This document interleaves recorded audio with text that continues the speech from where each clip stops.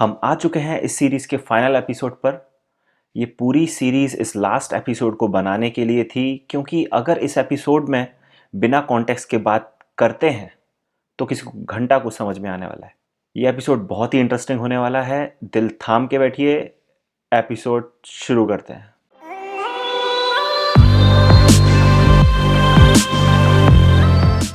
हमने इस सीरीज में 73 इवेंट्स देखे, इंडिया की एक जर्नी देखी सिंस इंडिपेंडेंस।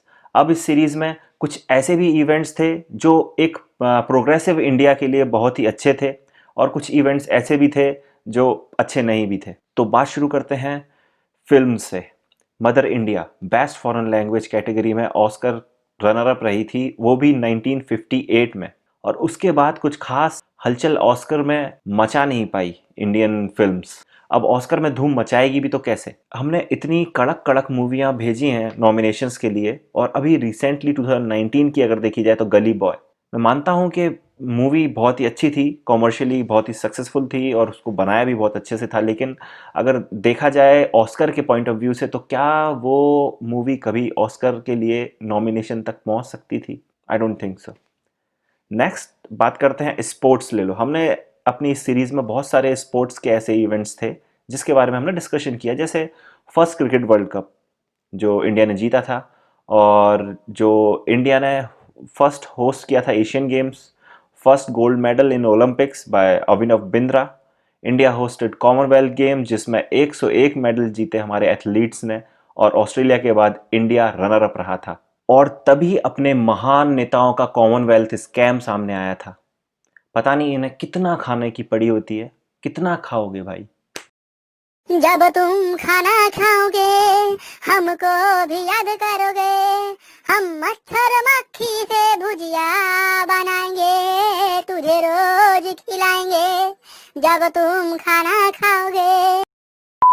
नेक्स्ट अगर डिस्कस करें एनवायरमेंटल इश्यूज, एक चिपको मूवमेंट के बारे में बात की थी जो कि उत्तराखंड में शुरू हुआ था। लेडीज़ ने शुरू किया था, और लेडीज़ ने मैन को पेड़ नहीं काटने दिया था एनवायरनमेंट को सेव करने के लिए। और आज हमारी सरकारें जंगल के जंगल साफ किए जा रही है। मूवमेंट्स तो चल रहे हैं बहुत सारे, लेकिन मेन स्ट्रीम मीडिया उसको दिखाती नहीं, हाईलाइट करती नहीं, वो पब्लिक तक पहुंच ही नहीं पाते। जो मूवमेंट्स चल रहे हैं, एक्टिविस्ट हैं बहुत सारे जो एनवायरनमेंट के को प्रोटेक्ट करने के लिए बहुत से काम कर रहे हैं, लेकिन उनको हाईलाइट करने के लिए कोई भी अवेलेबल नहीं है। आप अपनी जेब में पर्स रखते हैं क्या?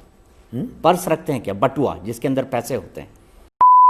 और पॉल्यूशन कम करना है इंडिया से तो पेड़ काटना नहीं है, पेड़ और लगाने पड़ेंगे। कोई बताओ हमारे नेताओं को। अब रिसर्च फील्ड की बात करें तो डिफेंस में, न्यूक्लियर फील्ड में, स्पेस एक्सप्लोरेशन में सालों पहले इतने बड़े बड़े मिशंस किए इंडिया ने। HAL ने लाइटेस्ट वर्ल्ड का लाइट कॉम्बैट एयरक्राफ्ट बनाया, तेजस, जो आज भी एयरफोर्स यूज करती है। लेकिन इसके बाद भी HAL को प्रॉपर रिसर्च फंडिंग नहीं मिली सरकार की तरफ से। और अगर प्रॉपर रिसर्च फंडिंग मिलती सरकार की तरफ से HAL को, तो आप खुद सोच के देखिए, क्या रफायल जैसे हैवी कॉम्बैक्ट एयरक्राफ्ट भी HAL नहीं बना सकती थी आज। अब गवर्नमेंट स्कीम्स की बात करते हैं। बहुत से गवर्नमेंट स्कीम्स शुरू हुए जिनकी बात हमने की अपनी सीरीज में, लाइक RTI एक्ट, बहुत ही पावरफुल एक्ट था जो जनता को बहुत ही ज़्यादा पावर देता था सरकार से क्वेश्चन करने के लिए लीगली, बट आज वो डाइल्यूट हो चुका है। अब मनरेगा को ले लीजिए, वर्ल्ड का लार्जेस्ट वर्क गारंटी प्रोग्राम था, लेकिन उसका इम्प्लीमेंटेशन तो ढंग से हुआ नहीं। जितनी मदद वर्कर्स तक पहुंचनी चाहिए थी वो कभी पहुंच ही नहीं पाई। अब राइट टू एजुकेशन एक्ट ले लीजिए, जिसमें बच्चे बच्चे को फ्री में पढ़ाया जाएगा ऐसा था, लेकिन पढ़ा क्या? नहीं ना। क्यों? इम्प्लीमेंटेशन ही नहीं किया ढंग से अपनी सरकारों ने। इंडियन हिस्ट्री में कई दंगे हुए जिसके बारे में हमने बात की, बहुत सारे दंगों के बारे में बात की। या तो वो किसी गवर्नमेंट स्कीम के अगेंस्ट हुए या किसी पॉलिटिकल गेम के तहत। अब सिंस इंडिपेंडेंस से देखा जाए तो इंडिया का नाम रोशन आज तक हमारे साइंटिस्ट ने, हमारे एथलीट्स ने, स्पोर्ट्स पर्सन्स ने, हमारी डिफेंस फोर्सेस जिसने पाकिस्तान से 2 वॉर जीते और चाइना के साथ डटकर मुकाबला किया, कुवैत से इंडियंस को बचाया, बांग्लादेश को फ्रीडम दिलाई। ऐसे लोग हमारे आइडियल होने चाहिए, ना कि फिल्म स्टार्स। अब जिन लोगों ने हमारे देश का नाम रोशन किया, अब सरकारों को देखा जाए तो क्या सरकारों ने उन्हें उतना फैसिलिटीज़, उतनी फंडिंग्स दी नहीं। अब डिफेंस में ही देखिए क्या हाल है, हमारे जवान सियाचिन में तो लड़ रहे हैं लेकिन उनको facilities, proper food, proper weapons, proper protection कौन देगा? सरकारें ही तो देंगी, लेकिन वो तो देती नहीं बस। लेकिन वो लोग यूज़ करते हैं उनके नाम अपने पॉलिटिकल गेम्स के लिए। और अब रिसर्च में ही देख लीजिए, बड़े बड़े इसरो ने मिशंस पूरे किए, लेकिन अगर आप गवर्नमेंट फंड एलोकेशन देखेंगे उन मिशंस का, तो आप पाएंगे कि अपना स्टैच्यू ऑफ यूनिटी का बजट जो था वो मंगल मिशन से बहुत ही ज़्यादा था। तो आप देख सकते हैं कि अपने पॉलिटिशियंस की प्रायोरिटी क्या है। Amazing, right? Incredible India.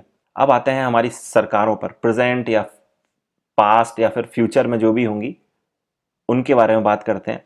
तो इन्होंने बस पॉलिटिकल बेनिफिट्स देखे और उसके अकॉर्डिंग काम किए। और अगर इंडिया को लाल बहादुर शास्त्री, अटल बिहारी वाजपेयी जैसे लीडर्स मिले तो वो पावर में ज़्यादा दिन रहे नहीं। अब अगर मैं गूगल अंकल से पूछूं पॉलिटिशियन का डेफिनेशन क्या होता है,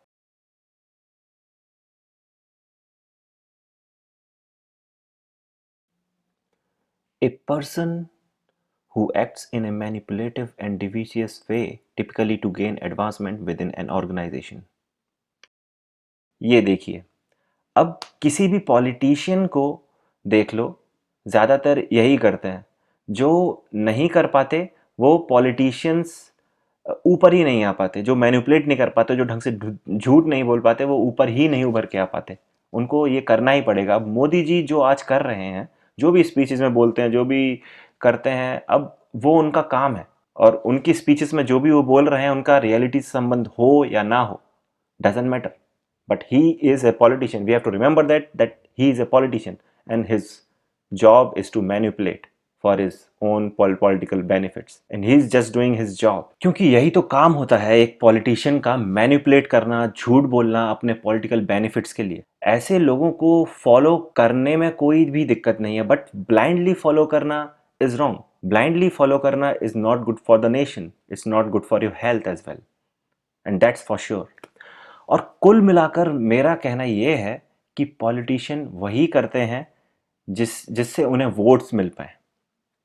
और आज के हालात ये हैं कि लोग हेल्थ सेक्टर का डेवलपमेंट नहीं, राम मंदिर के डेवलपमेंट में ज़्यादा इंटरेस्टेड है। और जब हम एज ए समाज डेवलपमेंट ओरिएंटेड हो जाएंगे और जो सरकारें वादे करते हैं उनके रिजल्ट्स देखने लग जाएंगे, रिजल्ट ओरिएंटेड हो जाएंगे, तो अपने आप ही वोट्स पाने के लिए सरकारों को, पॉलिटिशियंस को, नेताओं को, पीएम को, प्रेसिडेंट को, सीएम को, सबको काम करना पड़ेगा, क्योंकि उनको आगे भी सरकार में रहना है, पावर में रहना है। अरे अपना नहीं तो अपने फ्यूचर जनरेशन की तो सोचो। आप अपने फ्यूचर जनरेशन को अनएम्प्लॉयड देखना चाहते हैं, एक अनस्टेबल नेशन देना चाहते हैं जहाँ पर धन के नाम पे दंगे होते रहते हैं, या फिर एक प्रोग्रेसिव नेशन देना चाहते हैं जहाँ पर सभी खुशहाल हों, सभी खुश हों और सभी डेवलपमेंट की ओर बढ़ रहे हों, केवल डेवलपमेंट की बातें ना कर रहे हैं। तो हमें एज ए समाज अपनी सोच को बदलना बहुत ही ज़्यादा ज़रूरी है।